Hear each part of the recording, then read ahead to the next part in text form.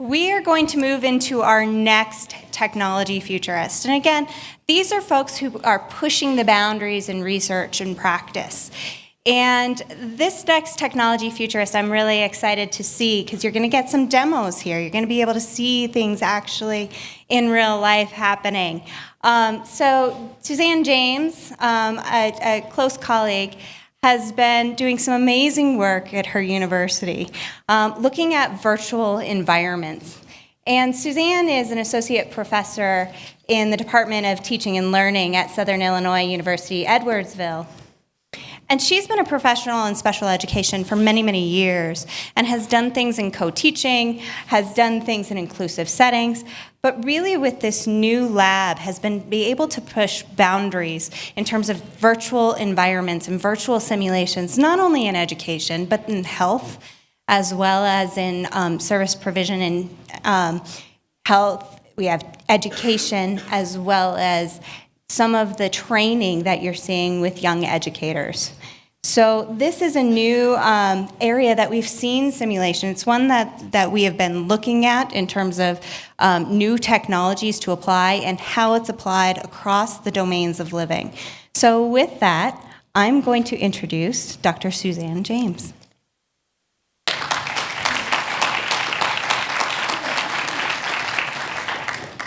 Welcome, everyone. I'll follow with Dr. Sjogren's model to tell you about my foray into technology. So if you ask my 19-year-old and 15-year-old about their mom and their technology use, they'd probably give you an eye roll. But if you ask my colleagues, they'll say that I'm actually someone who knows something about technology. So I guess it depends on the audience who you're going to talk to. But today I'd like to introduce to you some of my colleagues at SIUE. And we're going to talk to you today about virtual learning environments. This is Dr. Bennett Reed. He is a colleague of mine in the Department of Special Education. Hi, Bennett.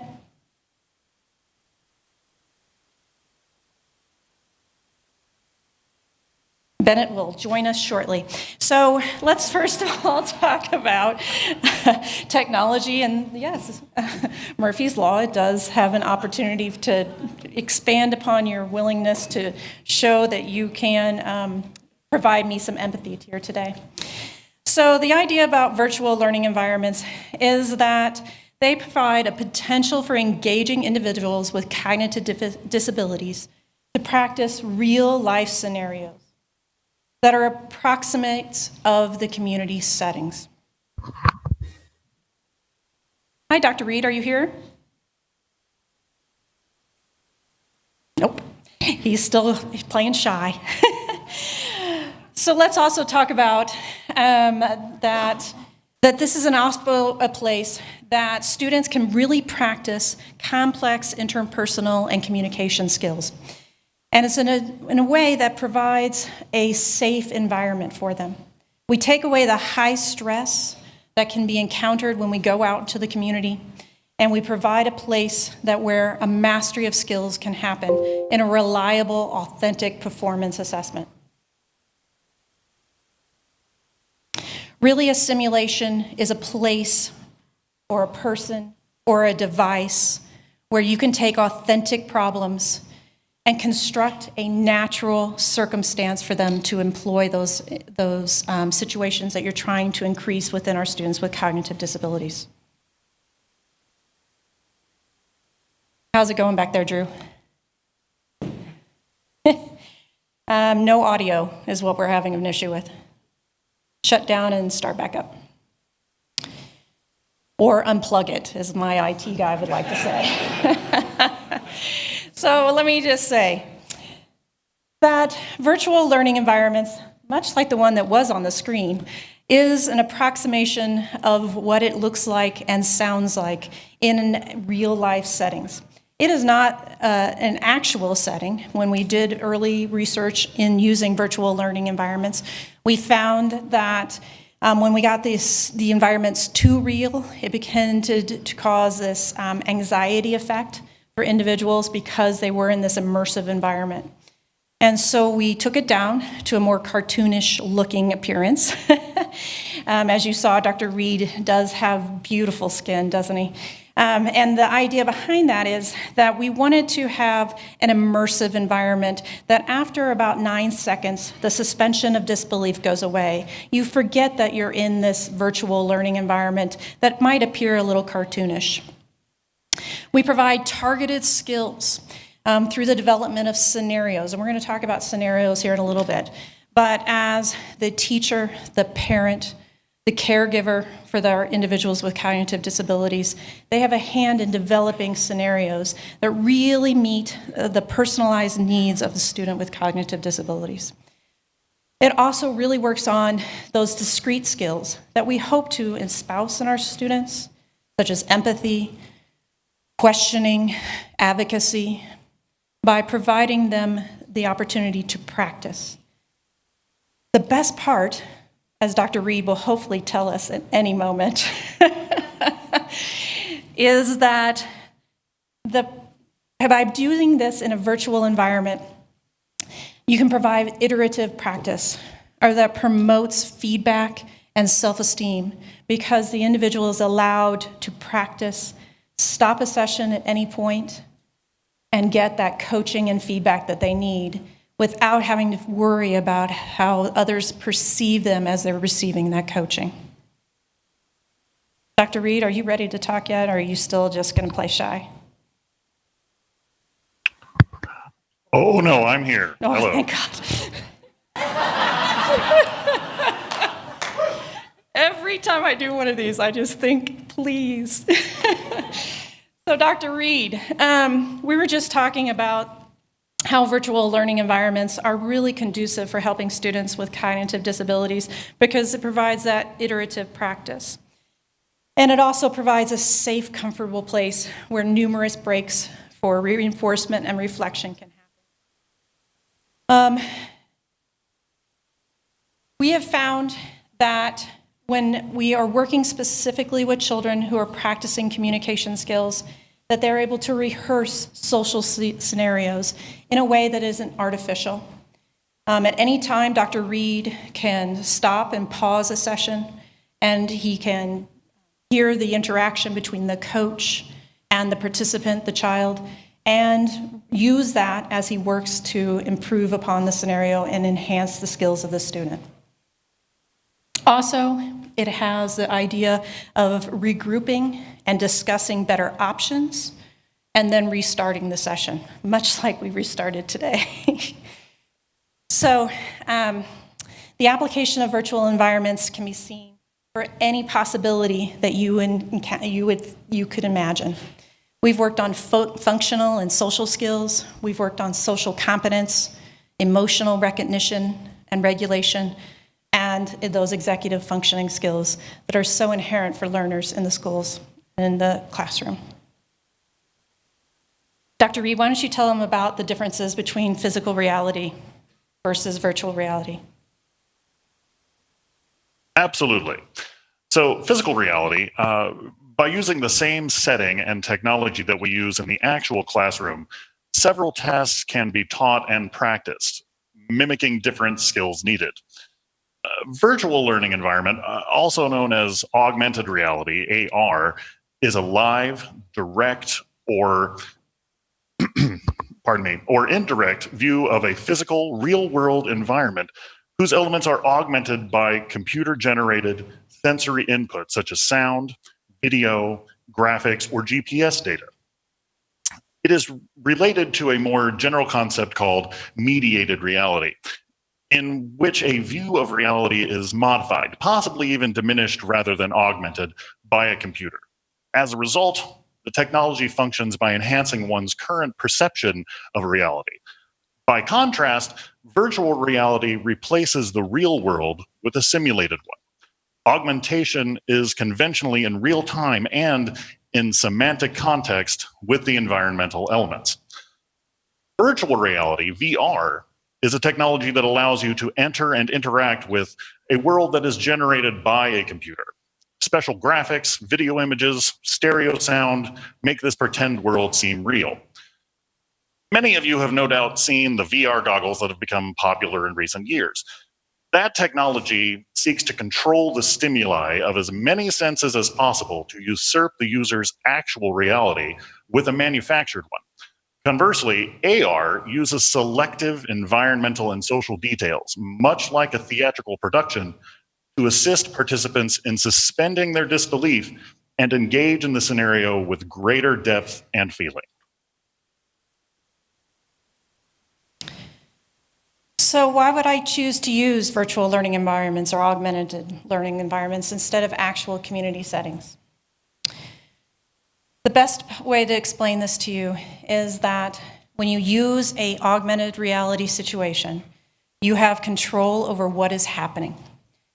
You are able to design a scenario with the goals and objectives that you want the participant to engage in, and you enhance the ability for them to integrate those new skills in a way that provides them to take risks without any evaluation from their peers or from the outside community as they're practicing those.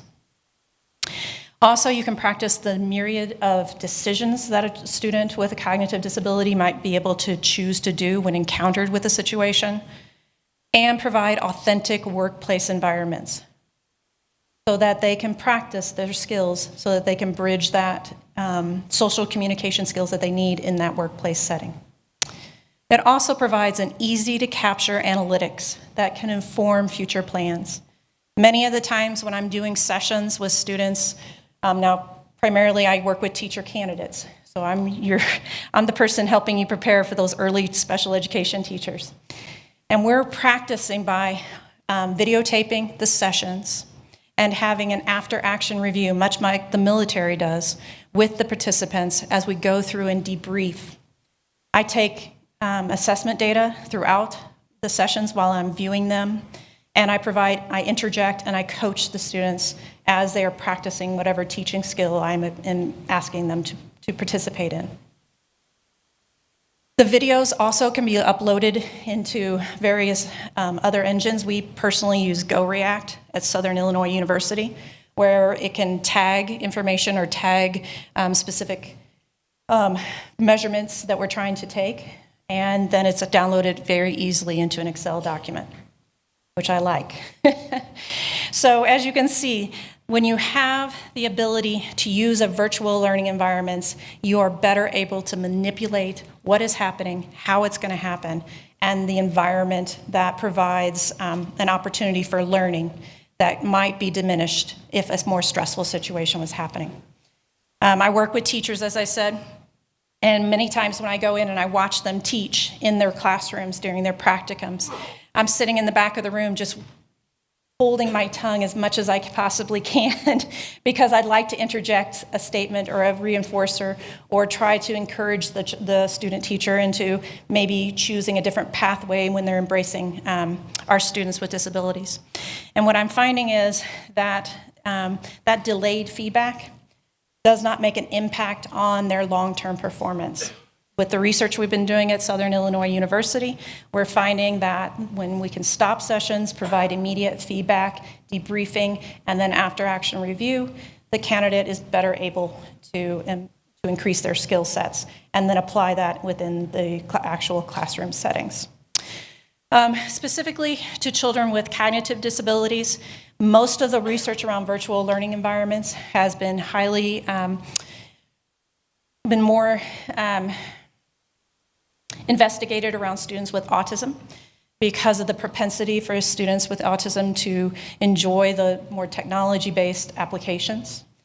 They've determined that different aspects of community settings can be enhanced and improved upon, and that the body language and proximity and sounds that sometimes can be inhibiting to students with autism as they're trying to learn social communication can be taken away.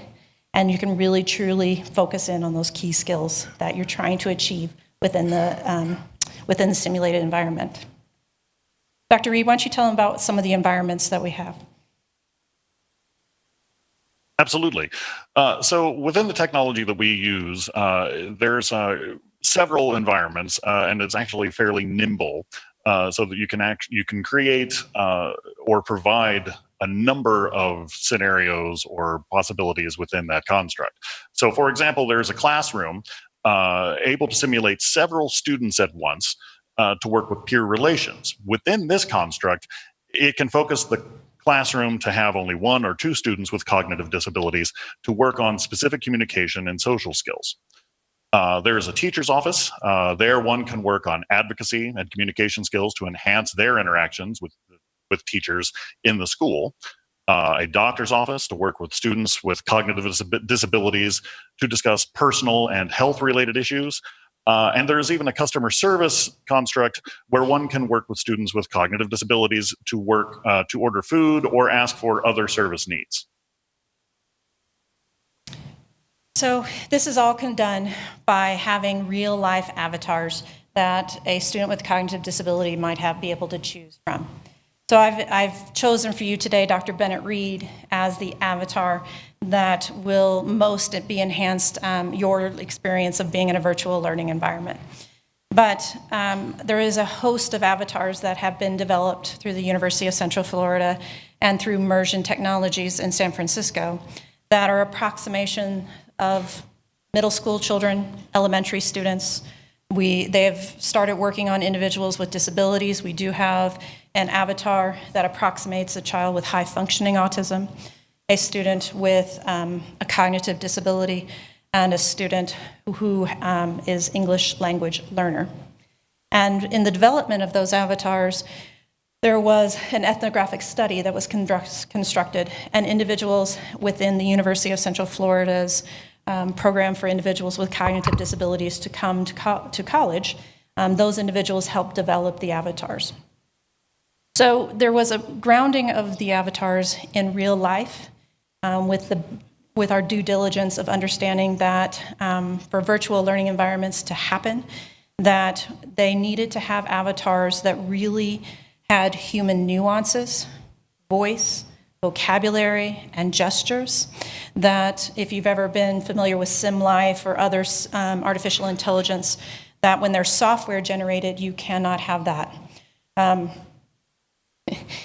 am from the University of Kansas, and so the euphemism I like to say when I'm talking about the interaction, the human interaction part of this, is if you've ever watched the movie Wizard of Oz, and there was a man behind the curtain. Much like that, there is a human interactor who is trained to interact with the avatars that could be chosen for the student with cognitive disabilities, that provides those nuances, that voice, that vocabulary and gestures that really helps with the idea that it's a specific scenario just for that individual that is personalized to their particular needs. Research has confirmed that human-operated simulations, much like having the interactor, using those virtual avatars provide a far more powerful scenario and developed than computer-generated simulations. So if you are familiar with SimLife and those kind of other virtual learning environments, this goes one step further in that we have approximations of real avatars that are constructed by trained actors. So when we develop not only all of these avatars, we have adult avatars, we have children avatars, as I said, but we also look at developing a scenario that you as the user can generate.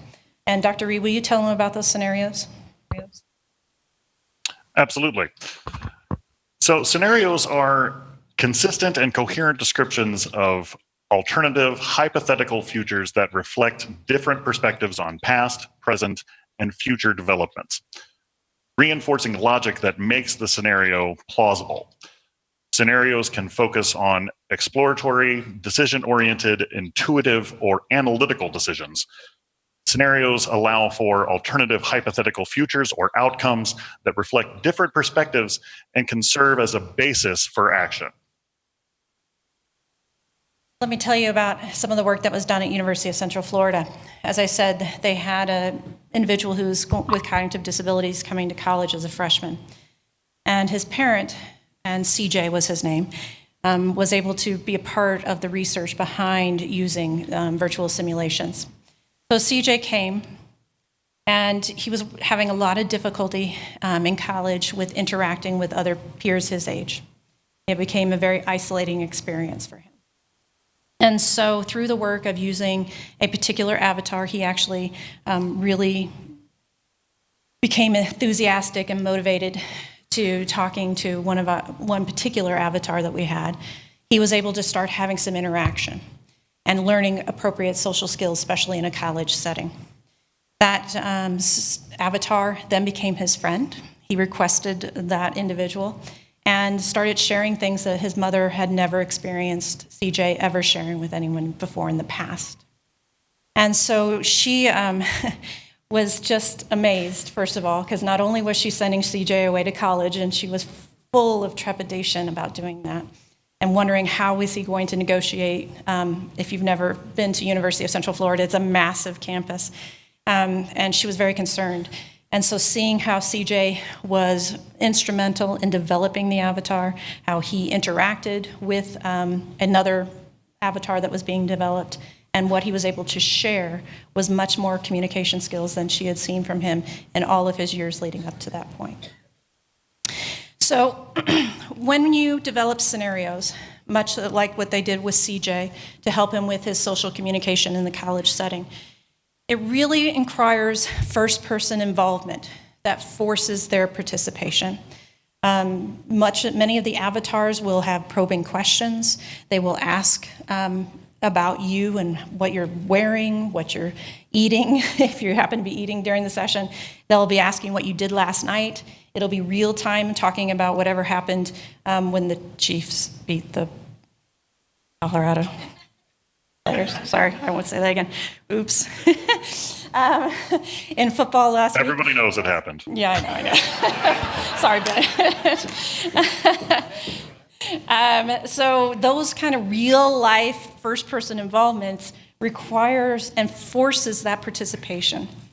If you know of a specific area that your participant, your student with cognitive disabilities really is motivated by, whether it be football, Kansas City Chiefs, or, wait a minute, I have to give a shout out to Ohio.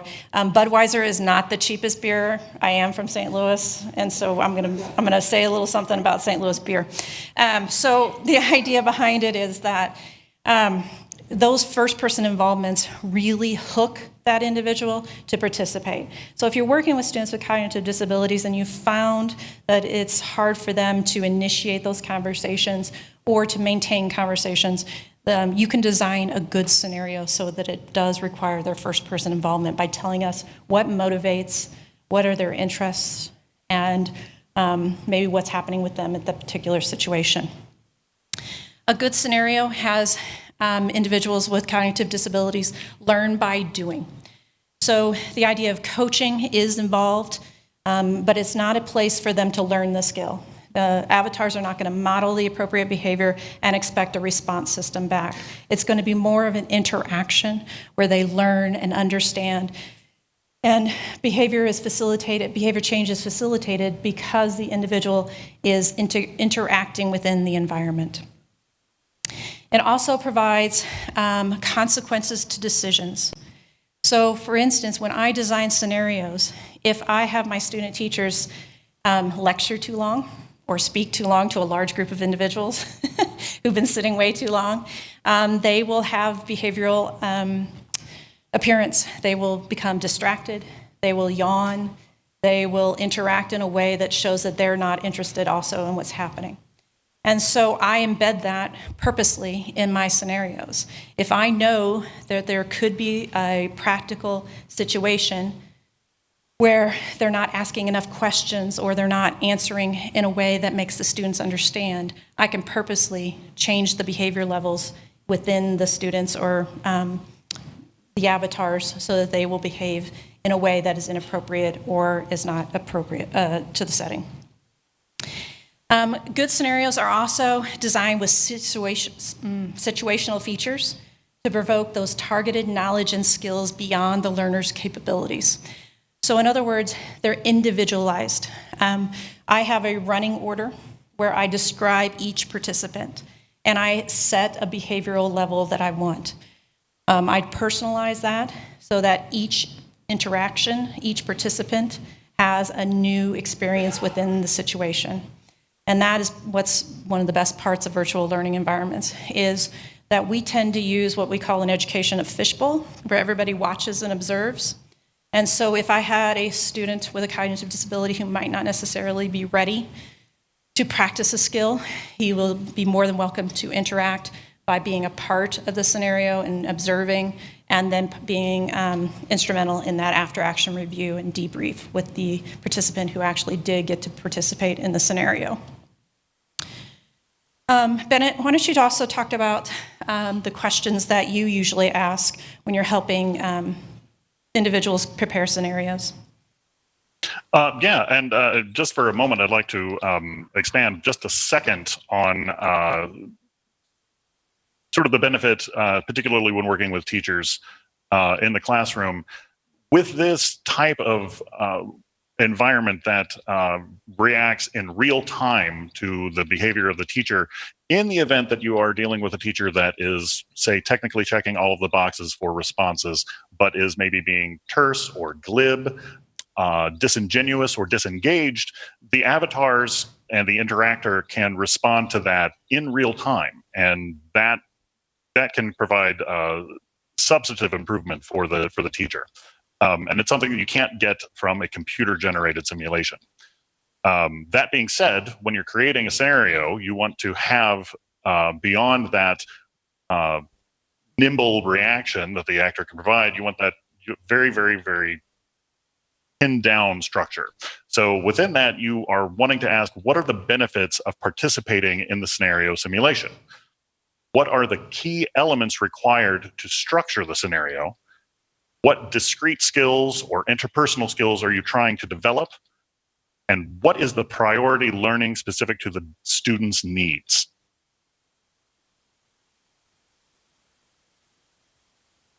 So, as you can see, virtual learning environments provide a third space for us to practice our communication skills with students with disabilities.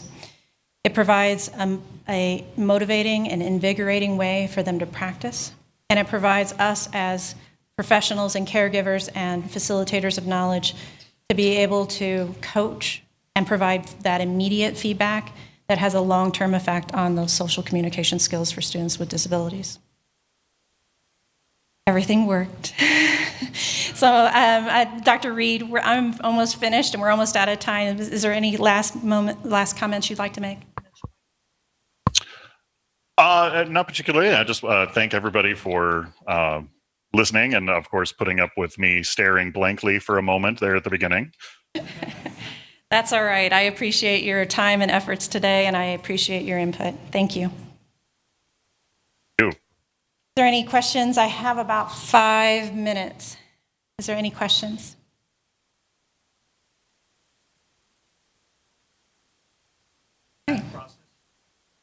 Okay, so for those of you who might not be able to hear, the question was, when we developed the student with autism, we purposely asked a real life, not cartoon-based person named CJ to be integral in developing that individual. So there was a long process that was employed by the University of Central Florida, where first just his mannerisms were analyzed.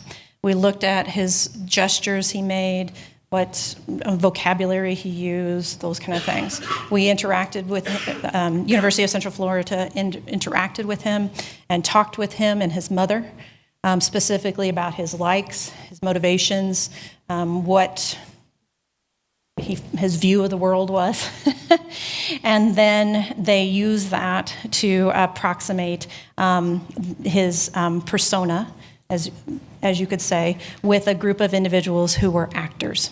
So these were trained individuals in improvisation. And so through this learning process of studying the whole person that CJ was, they were able to approximate what his voice structure, his likes, his dislikes, and it became a better representation of a student with high-functioning autism than if they were just shown a video or given a case study that would have given them a dry, one-dimensional view of a person with autism, when we really need to consider the multidimensionality of the individual. And so then CJ interacted in the environment. His mother interacted with the avatar, CJ, and through that trial and error process of true ethnographic study, they were able to develop a character that is, we feel, is a beneficial representation. It doesn't obviously represent every child with autism, but it is a representation that we feel is close to the real life as possible.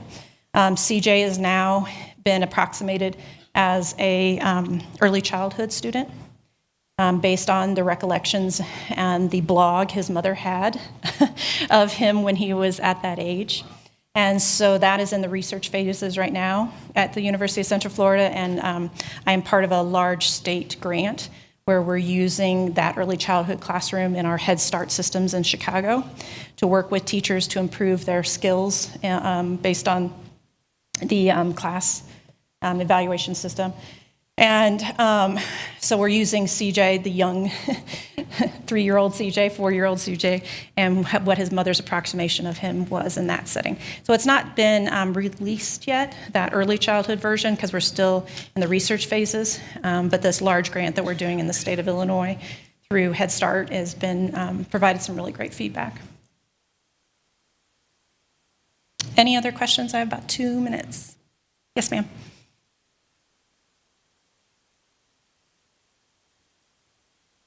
Yeah, so that's a great question. She asked, is there other workplace approximations of using virtual learning environments?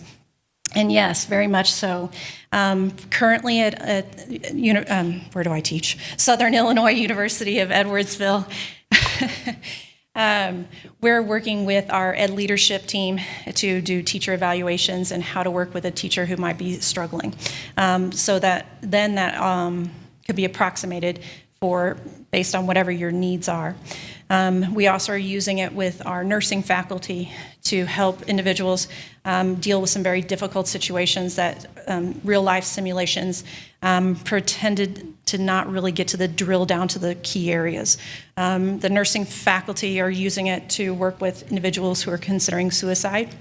And we're doing a campus-wide suicide prevention use of the scenarios to train faculty on how to interact with individuals who might be considering suicide. Then the other application that we're doing with in the field of nursing is drug-seeking adults, to really see if there's some way for our nurses and our nurse practitioners to understand how to be respectful and really get to those hard questions that will help us understand, is this an individual that is drug seeking or is in true need of help? So as Dr. Reed mentioned, there is now a host of customer service scenarios or environments, I should say, that an individual can work on something simple as taking orders, asking for help, ordering himself if they would like to order hamburger or hot dog at a restaurant. And then there is, much like this office scene, where you could approximate the job application and the job interview process. So the scenario development is limitless to the environments and to the avatars that we have. You can work with immersion in San Francisco to develop very specific scenarios. So a lot of hotels are asking immersion to work with their front desk and customer service relations to develop scenarios and environments specific to that. And that has produced some phenomenal effects for actually Comfort Inn. Is everyone familiar with Comfort Inn? Their customer service ratings went from very low to very high just based on providing interactions for their front desk individuals to work on customer service. We can zoom in anywhere. It does work when I'm not in a conference room. So the user, the participant, can be sitting at their own desk in their own home and be practicing and interacting with the individual. Our nursing faculty are using that because they have an online nursing program, and so they'll be zooming in and be practicing key skills that way. Any other questions? I have about 50 seconds. Thank you, everyone, for putting up with the technology. It worked. There are flyers and my business card on the back water table, so if anyone would like to have more information or to interact with me and talk more about it, or if I can connect you with somebody who can answer your questions better, I will certainly do that. So thank you.